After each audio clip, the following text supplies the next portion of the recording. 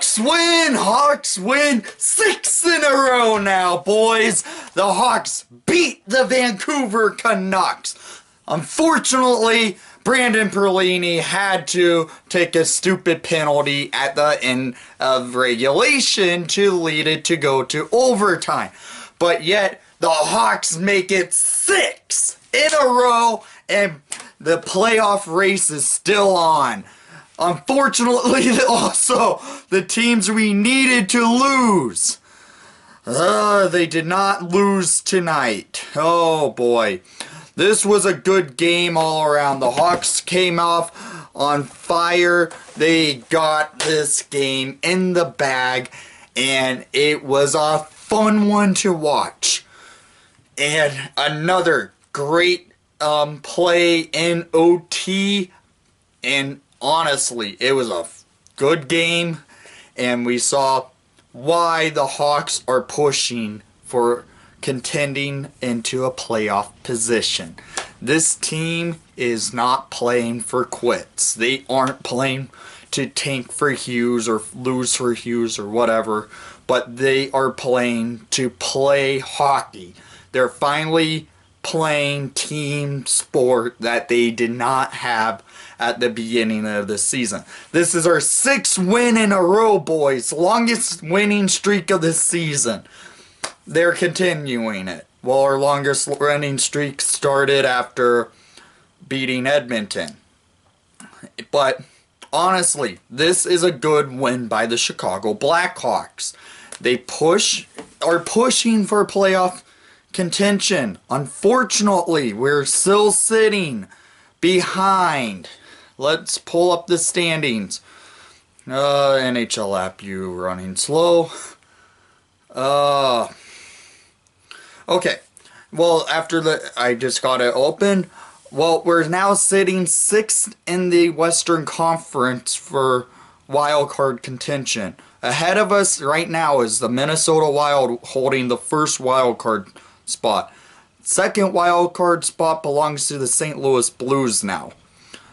Right behind the Blues is the Vancouver Canucks, who got a point because Gustafsson gave up a dumb penalty. We're now in points. We're tied with Colorado and Edmonton, but in the standings, Colorado and Edmonton are sitting ahead of us. So, the Hawks are gaining that momentum to build to make it a playoff team. They are playing that good of hockey. Colin Delia played a hell of a game. He faced a bunch of shots, and he stoned Pedersen in OT. This was a fun game. It was an important game to get 2 points out of because it felt like a playoff game. The Hawks are starting to feel like that team that has that spark to go into the playoffs. So, let's get to the stats of the game now. Why not? I'm going to start with the shots on net because this is ridiculous. In the first period, it was about even on shots. Vancouver had 14 shots to the Hawks 13. So a 1-shot difference. Second period, Vancouver had 14 shots again, and the Hawks had 9. So Hawks kind of played it less on offense in that period. But in the third period, the Hawks and Canucks made it within 2-shot difference. It was 13 shots for the Canucks, 10 for the Hawks. Oh, my bad. I said 2 shots. I meant 3 shots. But that period, the Canucks outplayed the Hawks in the third period. I have to say that. The Hawks came out in the third period not strong and not elusive. They looked like they were going to blow a game, and they kind of did because Brandon Perlini, with basically the remaining, with about 4 minutes remaining in regulation, took a stupid penalty. But in overtime, the Canucks had 2 shots and the Hawks had 3, and the Hawks took it. But in shots in total, the Canucks with 43 shots on net, where the Hawks had 35. Colin Delia, again, faced 40 plus shots, and he got another win. He had a total of 40 saves on 43 shots. He actually, in my opinion, got robbed for one of the 3 stars of the night, but I'm okay with who got some of the stars. But let's get into the goals now. Okay, in the first period, at 17:59 in the first period, scored by number 12, his first of the night, 27th of the season, Alex DeBrincat on the power play, assisted by Dylan Strome and Patrick Kane to make it 1-0 Hawks right there on a power play. And that power play continues because it was 5-on-3. It was a 2-man advantage. And at 18:58 in the first period, scored by number 20, his 18th of the season, Brandon Saad, assisted by Anisimov and Seabrook to make it 2-0 by 2 power play goals for the Hawks to end the first period. Great period by the Blackhawks. They actually had to kill a 5-on-3 as well, the Hawks did, and they did that. But the Canucks don't know how to kill a 5-on-3, and the Hawks managed getting that power play established right there. Because they are the most lethal power play since December 18th. Because before December 18th, the Hawks were dead last in the NHL on the power play. Well, since then, if you go after December 18th, it makes the Hawks first place on the power play, but mathematically we're actually sitting 11th. But with these 2 power play goals, I wouldn't be surprised the Hawks move up to like the top 10 now, either sitting in 8th place in the NHL on the power play. Yeah, they grew their power play well.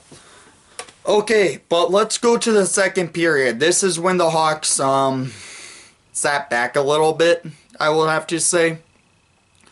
At 2:20 in the second period, Alex Biliga, I think that's how you pronounce his name, scores his first goal of the season, assisted by Besser and Josh Levo.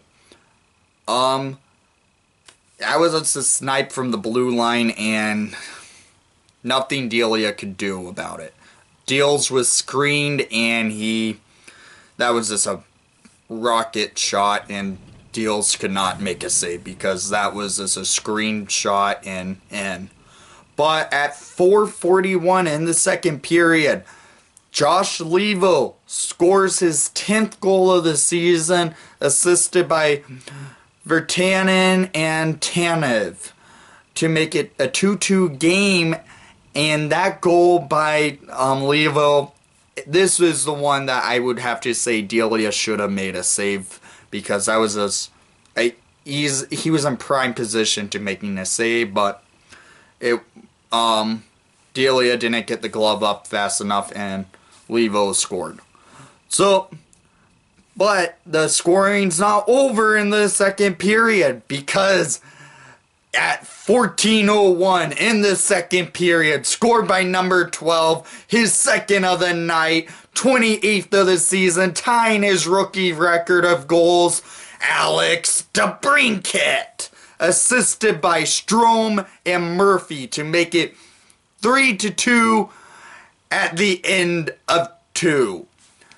Yes, that goal, making it by Alex DeBrincat, ties his rookie total of goals from last year this is only his sophomore season, boys, and there's still a quarter of the season remaining.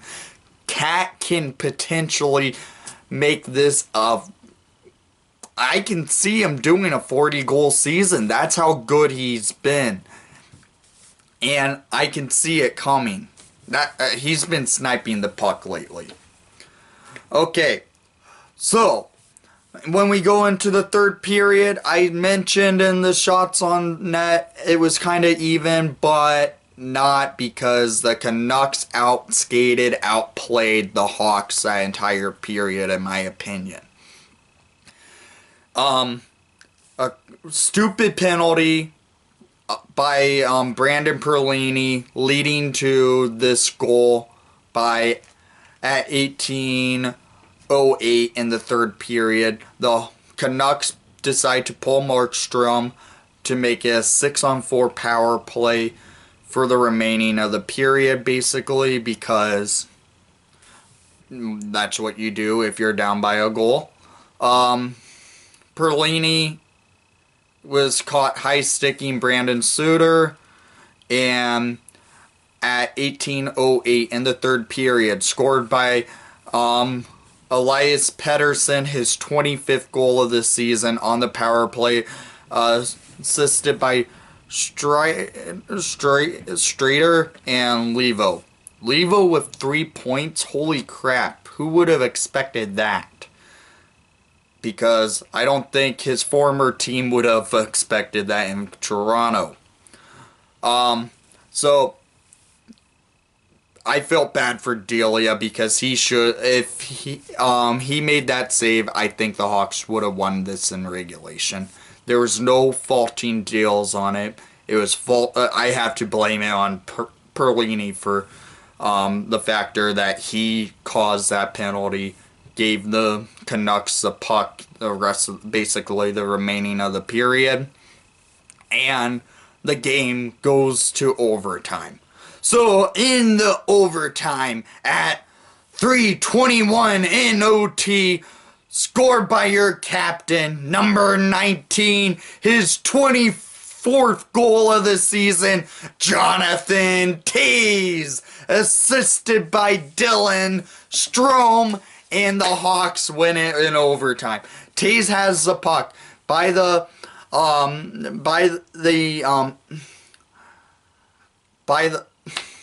trapezoid. He takes it up to the blue line, brings it back in, takes it in, got it on his forehand, and flipped it over Markstrom, and Hawks win! Hawks win! It was great. That was a great play by Taser.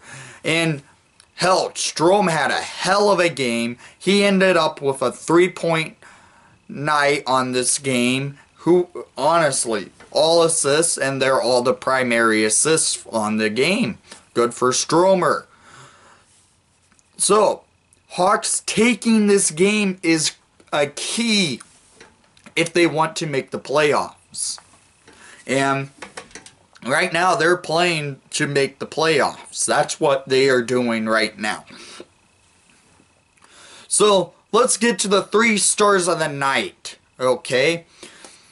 With the 3rd star of the night, number 17 of your Chicago Blackhawks, with 3 assists, all primary assists, Dylan Strome, to get the 3rd star of the night. Well deserved for Stromer.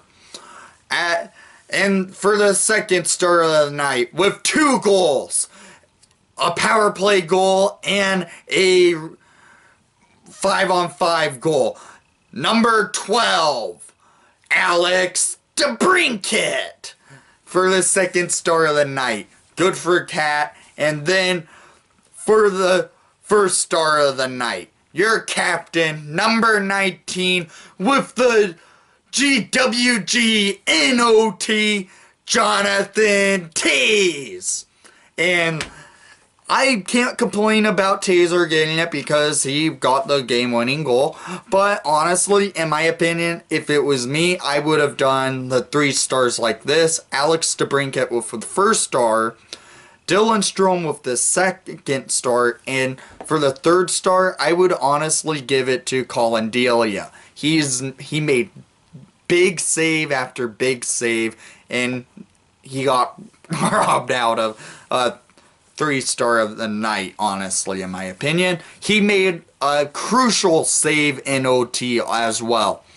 Markstrom passes the puck all the way up to Elias Pettersson. Pettersson was caught cherry picking. He took it up on a breakaway, and Delia robs Pettersson, and that's when I felt the Hawks are going to have the momentum to win this game because Deals robbed Pettersson. Good job by Delia tonight, but honestly, I can't complain with the 3 stars tonight. They're all Hawks, and they all had good games. And honestly, my pick to click for this morning in my preview, well, not this morning, but this afternoon when I uploaded it, I chose Marcus Kruger to have a good game. He actually had a great defensive game tonight and a great face-off percentage tonight. Kruger played that good tonight. That's why I felt I have to mention it. He didn't get a point, but honestly, he's a 4th liner. You don't see many 4th liners getting points. Kruger played that good of a game. PK and all. I have to mention that. But tonight, the Hawks take this game over the Canucks 4-3 in OT in the Madhouse on Madison. Great game by the Blackhawks and great effort. Have to mention it. Their effort's been there in these 6 games in a row. Making it 6 wins in a row. That's a great thing to see because just a week ago, everyone thought the Hawks were done. They were battling for last place in the Western Conference, but now they're actually climbing because they are rolling. And honestly, it's great seeing that. So, in the comments down below, what's your takes from tonight's victory over the Canucks? And because this was a good game, but they did give the Canucks a point in the standings that they should not have done. But, for instance, it's a great win. And they move it to 6 in a row, but letting a point give up like that, it is critical. And can you see Brandon Perlini being like a healthy scratch next game because he did take that stupid penalty in the regulation? So, thank you for watching the broadcast. I know you enjoyed the outcome. Hawks win 4-3 in OT. And most of all, please leave a like and subscribe if you haven't done so already. And let's go Hawks!